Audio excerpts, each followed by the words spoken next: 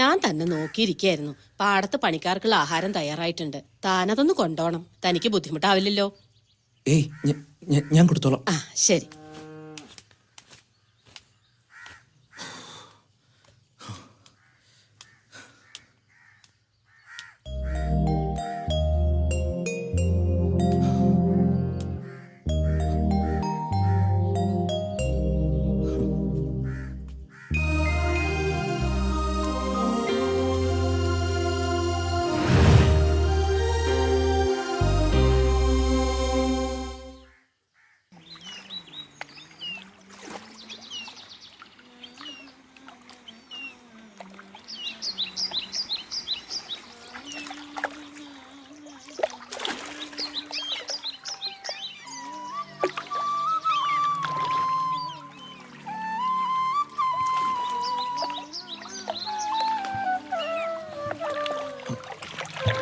ഒന്ന് സഹായിക്കാം. ഓ പിന്നെന്താ.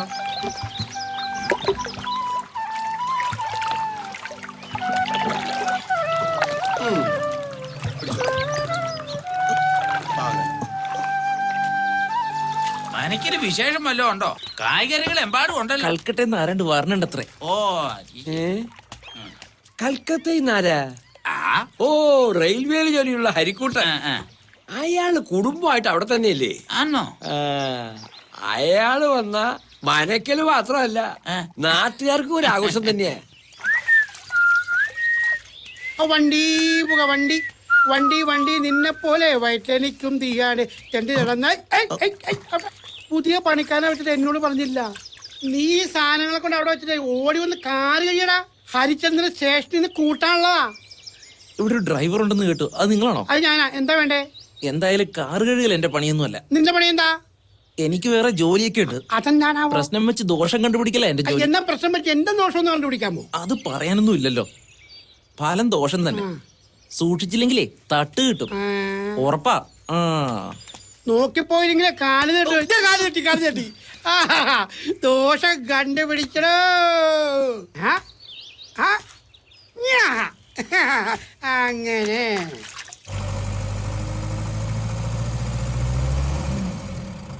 ഹരിയേട്ടൻ 1.5 വർഷം കഴിഞ്ഞ് കൽക്കട്ടയിൽ നിന്ന് വരികയല്ലേ.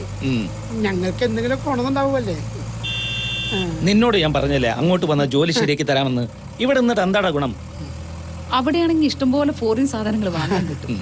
അതിനോടുള്ള നിങ്ങളുടെ ആർത്തി അങ്ങനെയെങ്കിലും ഒന്ന് തീർന്നു കിട്ടുമല്ലോ. അത് വേണ്ട. ഞാൻ 12 കൊല്ലമായിട്ട് ഇവിടുത്തെ ഡ്രൈവറല്ലേ. എനിക്ക് ഒന്നിനും ഒരു കുറവും വരുത്തിയിട്ടില്ല. മരണം വരെ ഇവിടെ മതി. പിന്നെ തറവാട്ടിലിപ്പോ ചില അനിഷ്ടങ്ങളൊക്കെ കണ്ടു തുടങ്ങിയിട്ടുണ്ട്. ഉണ്ണിത്തമ്പുരാന്റെ മരണം തന്നെ നോക്കിയേ. ആരെങ്കിലും പ്രതീക്ഷിച്ചാണോ ഇതൊക്കെ? എല്ലാം വിധിയെന്നല്ലേ പറയാൻ പറ്റൂ.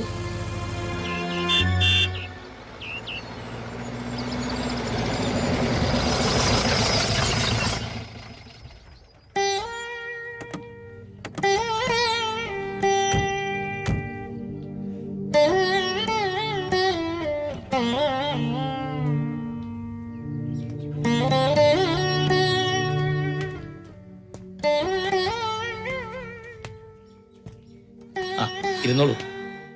വിവരങ്ങൾ അറിഞ്ഞപ്പോ ഞങ്ങളും വല്ലാണ്ട് വിഷമിച്ചു. ഈശ്വര നിശ്ചയം എന്നല്ലാണ്ട് എന്താ പറയുക? കർമ്മങ്ങൾക്കായി ആരോ വന്നു കേട്ടു. ആരമ്മായി? പുതുപ്പള്ളി സ്വാമിയാര്. ഓ, പേര് കേട്ട ആളാ. ആ, എന്തെങ്കിലും ദോഷങ്ങളുണ്ടെങ്കിൽ മാറിക്കിട്ടുമല്ലോ. മോളില് മുറി ശരിയാക്കിയിട്ടുണ്ട്. കുളിച്ചു വന്നോളൂ. ഊണ് കാലായിട്ടുണ്ട്. ശ്രീജേ. എന്താ അമ്മായി?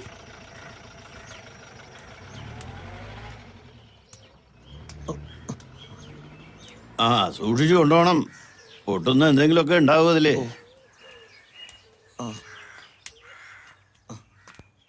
നമസ്കാരം. അങ്ങോട്ട് ഇരിക്കുക. എന്താ ചെയ്യാ, പണ്ടത്തെ പോലെ പണിക്ക് ആളെ ഒന്നും കിട്ടുന്നില്ല. അകത്ത് ചില സഹായങ്ങൾക്കൊക്കെ ചെക്കനെ കൂട്ടുന്നുണ്ട്. വിരോധം ഉണ്ടാച്ചാ പറയണം. സന്തോഷേ ഉള്ളൂ. ആരുമില്ല അവന്. ചെറുപ്പത്തിലേ കൂടിയത് എന്റെ കൂടെ. പിന്നെ പോവാൻ ഞാനിട്ട് പറഞ്ഞില്ല. ആ ഇത് ഹരികുമാർ, മരിച്ചുപോയ പെങ്ങളുടെ മാനാ. കുടുംബമായിട്ട് കൽക്കട്ടയിലാ. റെയിൽവേയിലെ വലിയ ഉദ്യോഗസ്ഥനാ. കൊല്ലത്തിൽ ഒരുക്കി വന്നിട്ട് പോകും. അത് തന്നെ വലിയ കാര്യം. സ്വാമിക്ക് അറിയാലോ നഗരത്തിൽ ജീവിക്കുന്നതിന്റെ ഓരോ ബുദ്ധിമുട്ടുകൾ. അതൊന്നും ഇവിടെ പറഞ്ഞാൽ മനസ്സിലാവില്ല.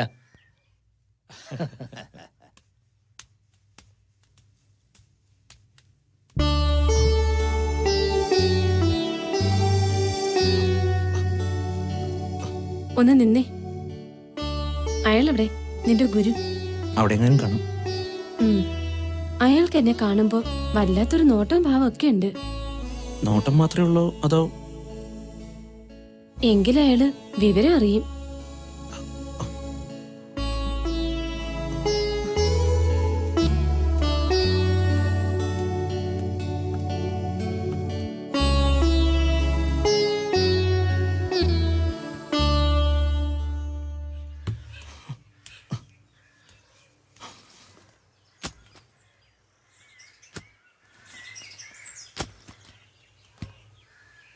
നീ ഇവിടെ പണിക്ക് വന്ന ചെക്കനാണോ? അല്ല, നമ്പൂരി അദ്ദേഹം പറഞ്ഞുകൊണ്ട് സഹായത്തിന് വന്നതാ. ഉം. ഇനി എന്തെങ്കിലും അറിയണോ മാഡത്തിന്? ഓ വേണ്ട, പൊക്കോ നീ.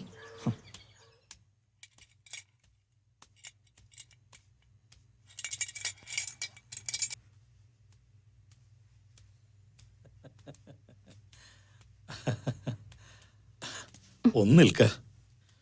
കുറച്ചു ദിവസത്തെ കർമ്മങ്ങൾക്കായി എത്തിയ നമുക്കിപ്പോ ഒരായുസ് മുഴുവനും ചെയ്താലും മതി വരില്ല എന്നായിരിക്കണു. ഉണ്ണിമായ്ക്ക് മനസ്സിലാവണ്ടോ?